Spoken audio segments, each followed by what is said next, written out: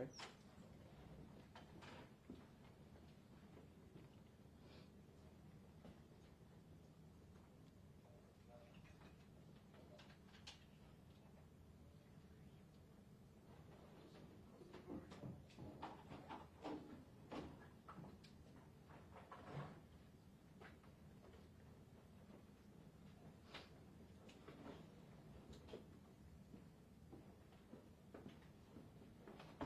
Just wait till we get set up here.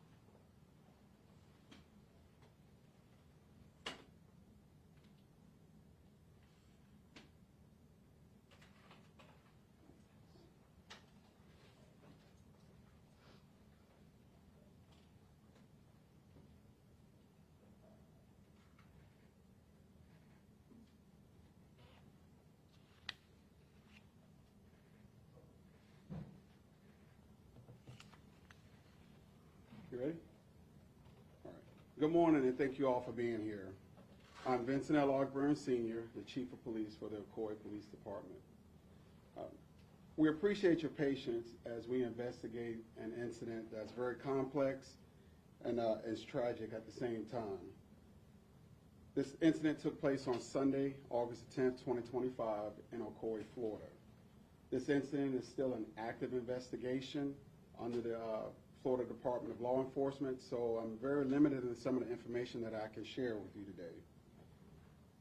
At approximately 11:20 hours on Sunday, August 10th, our officers responded to a report of a stolen vehicle in the area of Ocoee and Claricona, Ocoee Road and West Road, I'm sorry. It was a silver BMW. The vehicle was located in the parking lot of the Publix supermarket. We're going to show you a video in a moment, and you'll see the officers approaching the vehicle and engaging in conversation with the driver, Stacy Guerrero. You'll see Guerrero back up her vehicle, striking one of the officers with the vehicle and knocking them back. You'll also see Guerrero drive forward, striking the other officer as he is backing away. Because of these threats to the lives, one of the officers discharged his service weapon and striking Mrs. Guerrero. She was transported to the hospital and pronounced deceased.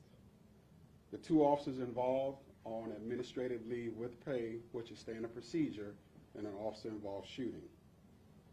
While on the scene of this incident, it was brought to the attention of our investigators that before the confrontation, surveillance video and witness accounts confirmed that Ms. Guerrero and another female, Andrea Barboza, entered the Publix supermarket. Mrs. Guerrero was recognized by store staff from previous shoplifting incidents and was suspected for shoplifting again on Sunday. When she was confronted by loss prevention, she exited the store, abandoning her shopping cart of unpaid items and returned to the SUV. And that's when our officers engaged her. Mrs. Barboza later exited the store, and it was determined that she had also shoplifted items from the store. She was later arrested for petty theft, and she also had an active warrant for her arrest. Both of these individuals had extensive criminal histories. Mrs. Guerrero had a criminal history spanning multiple counties and included charges such as battery on law enforcement, fleeing from police, and fraud. She had 15 felony charges, 19 felony convictions. At the time, she had 2 active warrants, one out of Seminole County for petty theft, one out of Orange County for fraudulent use of personal identification or information which carried a bond of $5,000. We understand that the loss of life is tragic, and we take this incident very seriously. We ask the community for their patience as this investigation is ongoing. We are committed to transparency, public safety, and to make sure that all the relevant facts are looked at. We can show the video.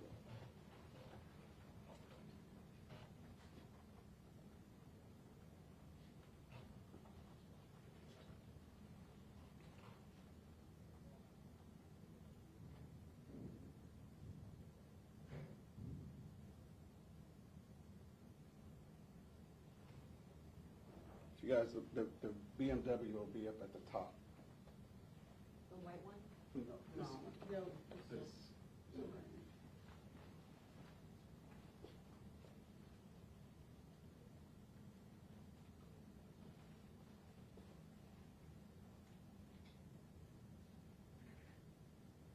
you mind narrating what's happening?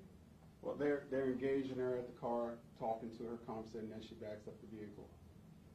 You can see the officers trying to get her out of the car. She backs up, striking the officer, and strikes the patrol vehicle.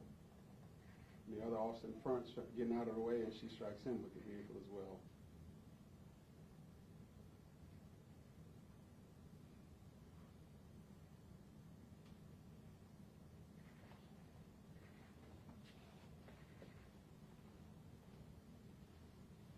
That's all the videos shown there.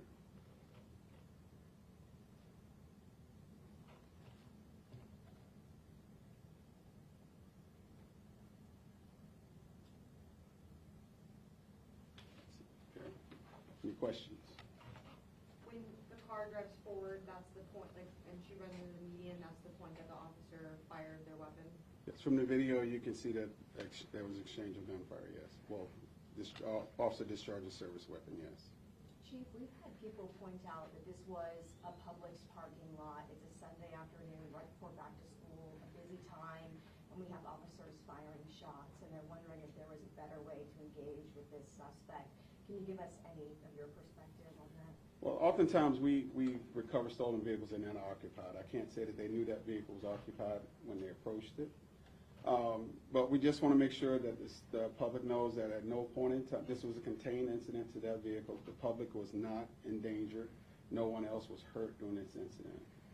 Can you tell us more about the stolen vehicle, who reported it stolen, where it came from? It was stolen in Orange County. That's a separate investigation. We just know that it was stolen out of Orange County. When she backed up this vehicle, did the officers feel like their lives were being threatened at that moment? Well, you saw in the video where the vehicle stopped. So they thought it was stopped and they could get her out of the vehicle, and then the vehicle took off again. So at that point in time, that officer, you can see where he's trapped, basically trapped by the door in that car, and between the car and the door. So yes, that is striking the vehicle. You can presume that your life is in danger. How many shots were fired and how many shots hit her? So that is part of the investigation that FDLE that I cannot share. And I'm sorry, how did you say they became aware that this was a stolen vehicle? We have an alert of stolen vehicles. We have technology in the county that lets you know when there's a stolen vehicle, you can track it and find it. And they were just being proactive, and it just so happened to be at Publix. Was the passenger in the car when all of that happened, or was she still at Publix? No, the passenger was not in the vehicle. They were still in Publix. Did she have any weapons on her at the time? Who is she? It's Stacy. No, the weapon in this incident is the vehicle.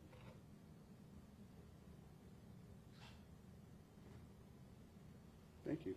So I want to switch gears here and talk about a cold case. And we all know that cold cases are often cases that after all investigative leads, they go cold and family members don't get closure or know where their loved ones are or what happened to them.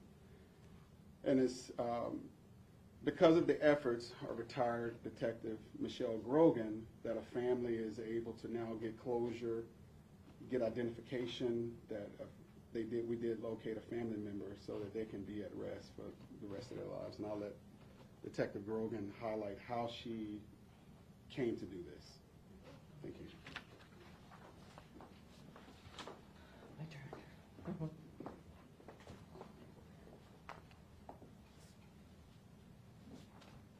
Good morning. In 2022, as a retired detective, I was given the opportunity to examine cold cases involving long-term missing persons and homicides. In this case, I began by re-examining the evidence that was discovered with the skeletal remains. Contained within the evidence was a set of keys which appeared to belong to a house and a vehicle. On that keychain were 2 loyalty rewards cards, one from CVS and one from Winn-Dixie. Upon discovering the loyalty cards, subpoenas were written and sent to the parent companies of these establishments. As I awaited the results of the subpoenas, I listed the skeletal remains in the National in the National Missing and Unidentified Person System, NamUs. The Violent Criminal Apprehension Program, VICAP, through the FBI, and the Doe Network and the Black and Missing Foundation. NamUs was able to complete a composite rendering using the skull and provided this composite sketch of what they predicted he looked like in life. I was then able to upload the sketch to all of the databases previously listed. Through my relationship with the cold case analysis, Melissa Pope with NamUs, I was introduced to Samantha Payne with Othram. Othram is a genetic genealogy company that aids police departments in solving and resolving long-term missing persons cases through the use of DNA. Othram determined the skeletal remains were that of a Jamaican-born male, specifically to the St. Mary region of Jamaica. I was given 3 potential relatives whom had uploaded their DNA profile through gedmatch.com. I contacted these relatives, whom stated that they did not know of a possible relative that matched the composite rendering, as they had uploaded their DNA to discover their family that they were not aware of. After 18 months, the Winn-Dixie Corporation provided a name, date of birth, that belonged to the loyalty card member. We were able to match that information to the listed missing person out of Orange County Sheriff's Office from 2013. I was able to gain a phone number for his son who resides in Jamaica. And he was the one who reported him missing in 2013.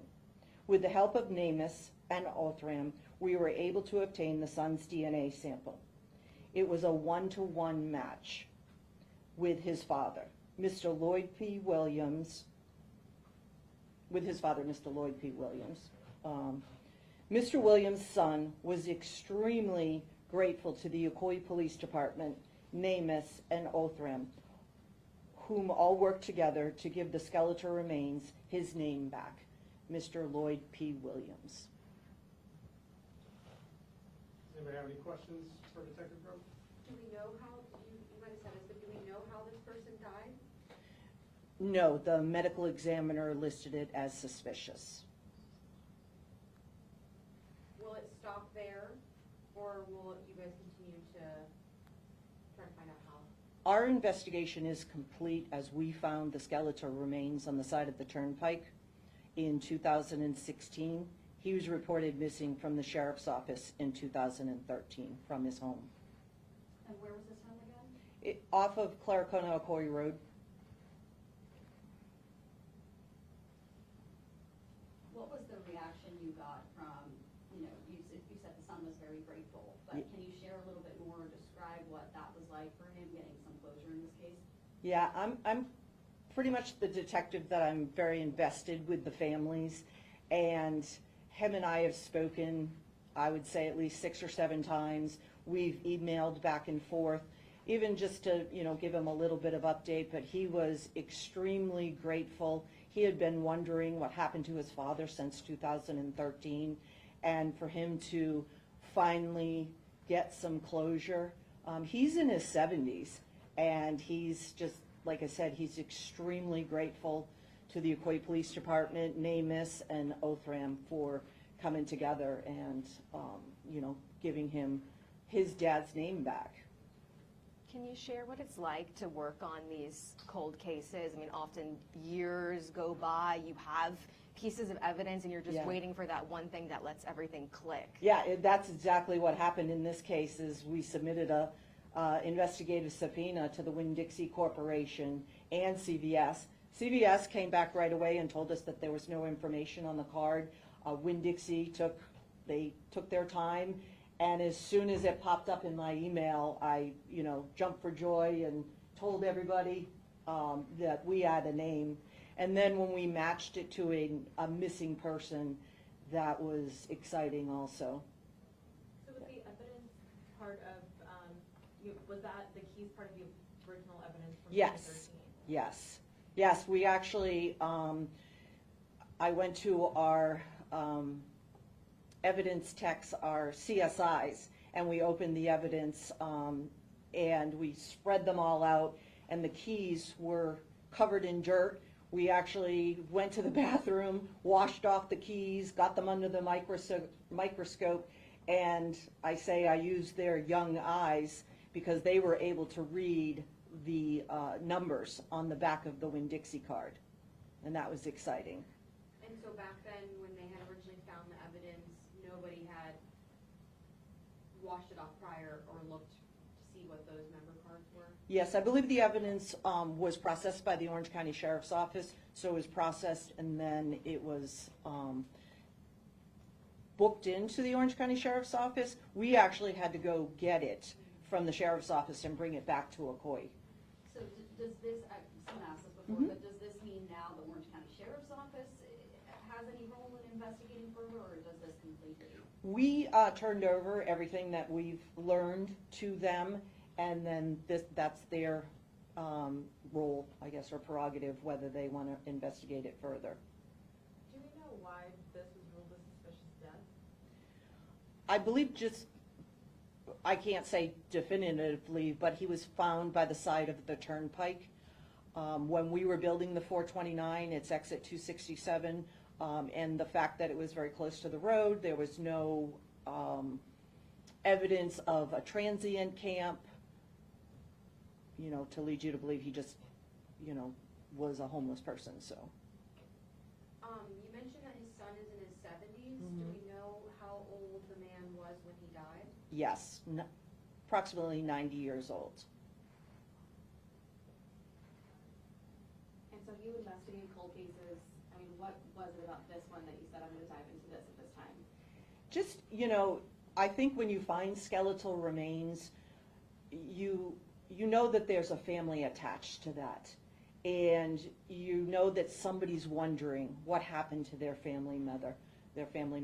As a wife and a mom, I can't imagine not knowing where my person is.